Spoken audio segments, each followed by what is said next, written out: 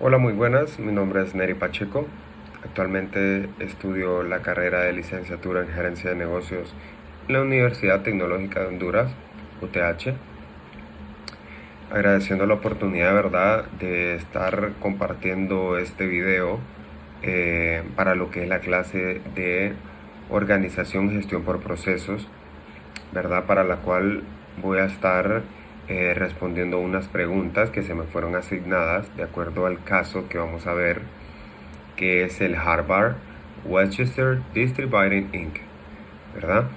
Para este se nos asignó una serie de preguntas en las cuales se desenvuelve el caso, un caso muy interesante, mediante el cual vamos a ir viendo quiénes fueron los participantes, cómo fue que se dio todo el caso, ¿verdad? Y vamos a comenzar. Primero nos menciona que hay un esquema de fraude, ¿verdad? En el cual se nos hace una encuesta que dice qué tipos específicos de fraude se estaban cometiendo. En este caso se estaban cometiendo la falsificación de registros contables, sobrefacturación, malversación de activos, entre otros métodos fraudulentos. ¿Cómo se beneficiaron los empleados del fraude? Los empleados podrían haber sido objetivo de ganancias financieras indebidas, bonificaciones irregulares, favores personales a través de fondos desviados. Creo que hoy en día en algunas empresas se ha observado este tipo de conducta, pero que se debe ir fortaleciendo, ¿verdad? Dentro de esto hubieron personas involucradas y se nos hace la pregunta: ¿qué motivó a Carter Mario, George Pablo y Joe Roberts a participar en el fraude?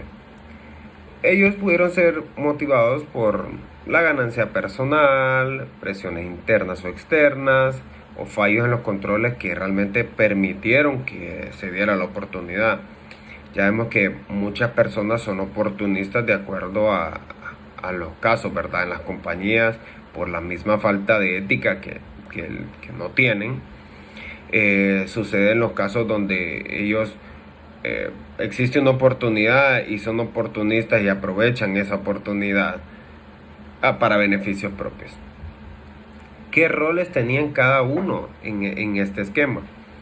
Carter Mario era el que manipulaba los registros, George Pablo facilitaba la aprobación y Joe Roberts ejecutaba transacciones fraudulentas. Ya ven que estaban como posicionados en escalas. ¿Qué pasa? Muchas veces en las empresas en la actualidad y aún nacionalmente se observa eso, donde las jefaturas solicitan a los subalternos que hagan gestiones o cosas indebidas no transparentes para la compañía. ¿Qué medidas disciplinarias se tomarían contra los empleados involucrados? Esto podrían afrontar despidos, hasta acciones legales para la recuperación de los fondos, dependiendo de las políticas internas y la gravedad, obviamente, del caso. Como les mencionaba, en la actualidad podemos ver que muchas personas han sido encarceladas debido a las malas acciones que han tenido y a las acciones fraudulentas que puedan ellos llegar a tener, y han sido encarcelados y están pagando una condena por ello. ¿Cómo fue la detección del fraude? ¿Qué alertó a la gerencia de Westchester sobre el fraude? Hubieron discrepancias en los estados financieros. Considero que eso es una de las mayores fortalezas que debe tener una empresa, porque por medio de ellos se pueden observar cómo es el funcionamiento. Sobre todo, por ejemplo, esta carrera que yo estudio, es muy importante los estados financieros y a conocerlos, no nada más tener una base de conocimiento, sino conocerlos a fondo, debido a que por medio de nosotros podemos conocer el estado real de la compañía. Otros son los informes de la auditoría o denuncias internas. ¿Hubo alguna señal de advertencia que se ignoró? Algunas auditorías, en el caso, se menciona que fueron inconsistentes o no se investigaron a fondo, simplemente se generó una auditoría y lo dejaron así, nada más. Podría haberse detectado el fraude antes con mejores controles internos y auditorías periódicas, sí, ¿verdad? Porque obviamente sin no dejar un lapso de tiempo muy prolongado, eso puede generar que cuando uno deja un lapso de tiempo muy prolongado, genera espacios y esas filtraciones no son buenas para una compañía. Eso pudo haber ayudado a haber detectado ese fraude mucho más temprano de lo que se estaba pasando. Con consecuencias del fraude. ¿Qué pérdida financiera podría haber sufrido Westchester como resultado del fraude? Pérdida de activos, multas legales, daños en la reputación de la compañía y costos de investigaciones, ¿verdad? Obviamente que cuando hay robos o fraudes internamente por parte de los empleados, eso genera pérdidas para la compañía, sobre todo porque eh, pueden haber multas, pueden haber, los clientes se pueden quejar y pueden haber un daño a la reputación.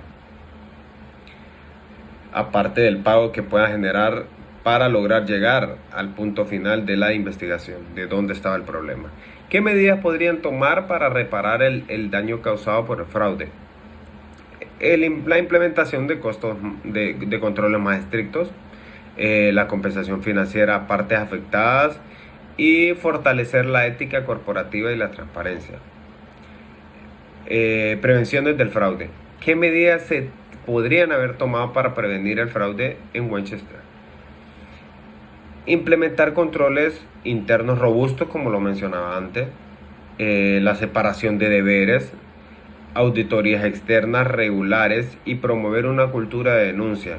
Eso quiere decir que la separación de deberes, que cada quien esté en su área, que no se puedan mezclar en el sentido de, por ejemplo, no por el tema de compañerismo, sino por el tema de la filtración de información, que eso es algo muy grave para una empresa. ¿Cómo se pueden fortalecer los controles internos para evitar futuros fraudes? Mejorar la supervisión de transacciones, revisar las políticas de gestión de riesgos y promover una cultura de cumplimiento y ética, sobre todo desde ese punto donde la ética es muy vital. Yo considero que para un empleado la ética es vital y ser transparente. ¿Cómo puede la empresa crear una cultura de denuncia donde los empleados se sientan cómodos reportando actividades sospechosas?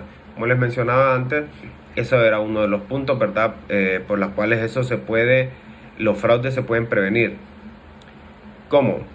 Estableciendo canales seguros, anónimos, educando a las personas, a los empleados, la importancia y la ética que deben de tener para la transparencia con la empresa, ¿verdad? Que hayan canales seguros donde ellos puedan poder mencionar anomalías que ellos observen a algunos empleados, porque eso también les puede traer problemas a ellos. ¿Qué lecciones importantes se pueden aprender del caso de Westchester Distributing Inc? Pues la importancia de los controles sólidos, una vigilancia continua y una respuesta rápida de alerta sobre los fraudes. Eso muy vital. ¿Cómo se puede utilizar este caso para educar a otros sobre el fraude y su prevención? Como un estudio, en el caso de programas de formación empresarial sobre ética, cumplimiento y gestión de riesgos. ¿Qué medidas pueden tomar otras empresas para evitar fraudes similares?